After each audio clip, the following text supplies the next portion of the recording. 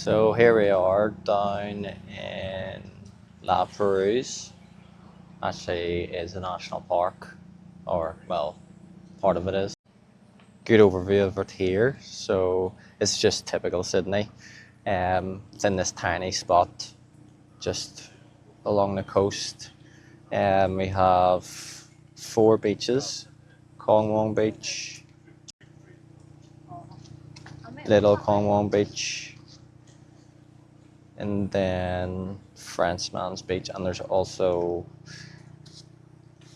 Yarra Bay Beach as well, just here.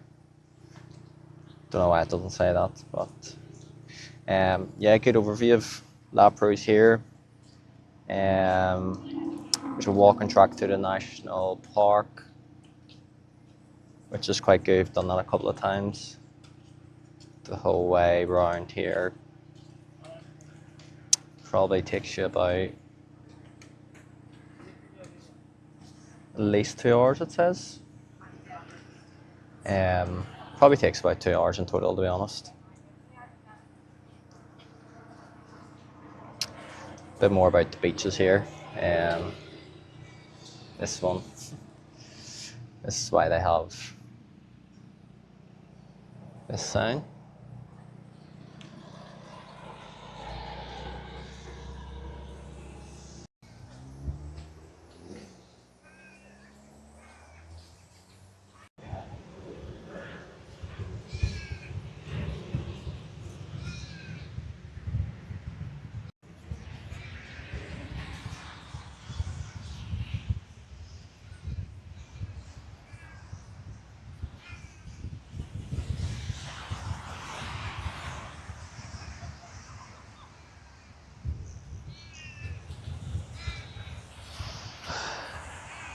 So this is Kongwong Beach and Little Kongwong Beach in the distance there.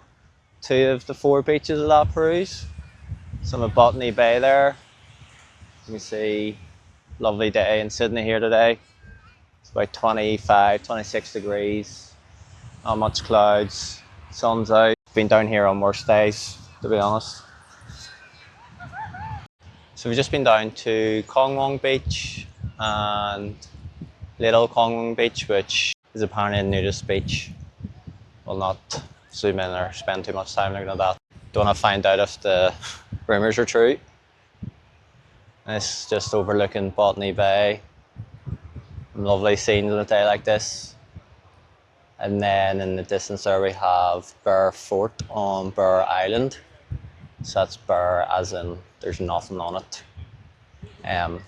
Well, there's a fort on it, but I don't think there's anything else on it. So down and have a wee look at that.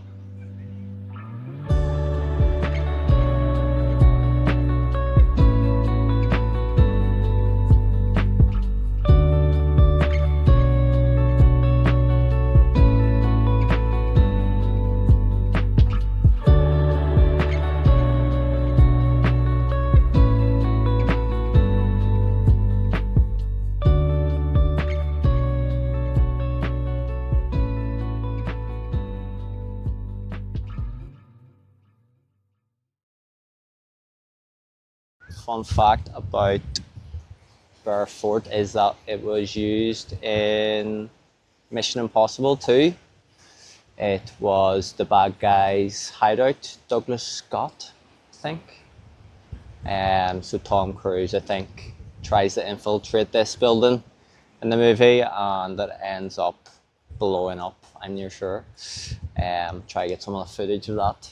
I haven't watched Mission Impossible 2 in a while, so memory's a bit sketchy, but for anyone that's a big Mission Impossible fan, hope you recognise it. Great spot here for fishing, and there's also some people snorkeling over there.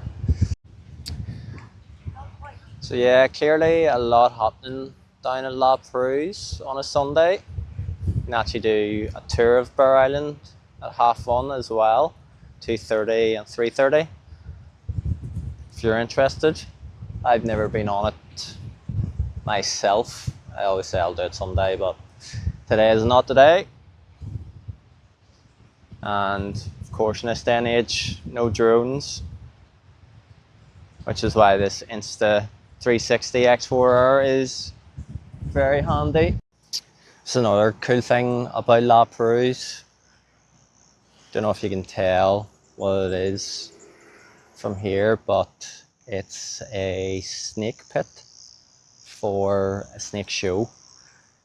So don't know if you can read that sign, but down here at La Perouse every Sunday at 1:30 there's a snake show, and it seems to be the same guy always does it. I don't know what his name is, but yeah, he brings a load of snakes down and gets them out one by one and shows them kind of on display. Usually there's a big crowd around here, and yeah, it's quite good, especially seeing, I mean, I've been in Australia near 2 years and haven't seen a snake out in a while, so seeing and hearing so much talk about them, it's good to actually see some of them on display and learn about them a bit, and kind of realise as long as you're not stupid, you shouldn't really get bit. So you'll do the walk, and you're obviously walking through the national forest,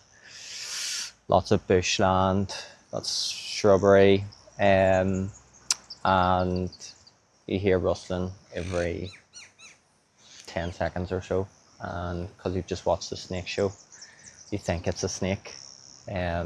Basically the guy here that does the snake show tells you that you're probably going to walk past a couple of hundred snakes in these areas. It's a good walk, but you have to have a bit of nerves of steel after watching that snake show to do it. So just for a bit of context for where we are, for people who aren't familiar with the area, this is a very bottom of Anzac Parade, La Perouse. It goes right through pretty much the main part of Sydney. The other end, which is Mirror Park, massive stadiums there where the Sydney Swans, Sydney Roosters play, where all the big concerts are. And yeah, it goes right through Kensington, Randwick, obviously where Royal Randwick is another feature of Mission Impossible 2. If you remember the races scenes, Kingsford, Maroubra, Matraville, Chifley, Malabar, another great beach down in Malabar, and Little Bay, another favourite spot of mine. So thought I'd give you a close-up of the bike, since everywhere we go this is what we'll be doing it on. So it's a Triumph Street Scrambler 2019. I think that's the last year they stopped naming it the Street Scrambler. There's Scramblers now. About 15,000 kilometers on it. I haven't done much kilometers since I bought it a few months ago. I'm not going to go into too much detail because it's quite filthy. Even though it's dirty, it still looks really nice, I think. I didn't intend on buying this bike. I was definitely buying a bike, but definitely didn't have this in mind whatsoever. Thought I was going to get, what I was mainly looking at was Honda Rebels. Always really admired that bike, plenty of them around. But yeah, I've ended up with this, not too bad. Just think it's incredible looking from this side, that double exhaust up the side. It's real eye catcher. You have plenty of looks. Sounds fantastic. Really love this like candy red colour, the chrome tank, the chrome fuel cap. We've obviously got the quad lock setup in the black just to blend in a bit more.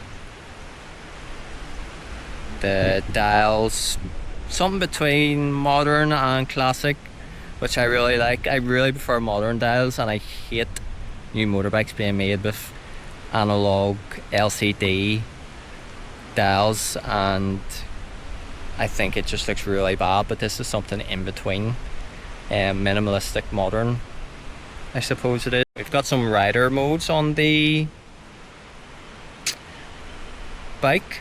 Just switch it on here, go through them.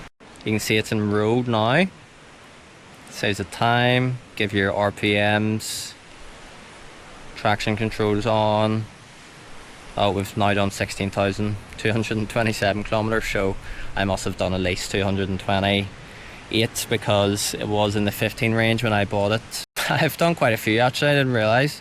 633 kilometers so far, in about a month and a bit, so not too bad, but definitely more kilometers to come. There's the tank range, so got about 80 kilometers left, 3 bars. I think it's a 14 litre tank, possibly only a 12, which is quite small, but I haven't noticed anything bad about that just yet. And then if you want to change the mode, got off-road, rain, road, and go back through them again just to put it back in the road, which I will always have it here, at least for the next couple of months anyway. In Sydney, don't think there'll be too much rain, and we'll not be going off-road anytime soon. So yeah, quick overview of the bike. Buzzing to have it, to be honest. I've been dying to get my hands on a bike ever since I moved here.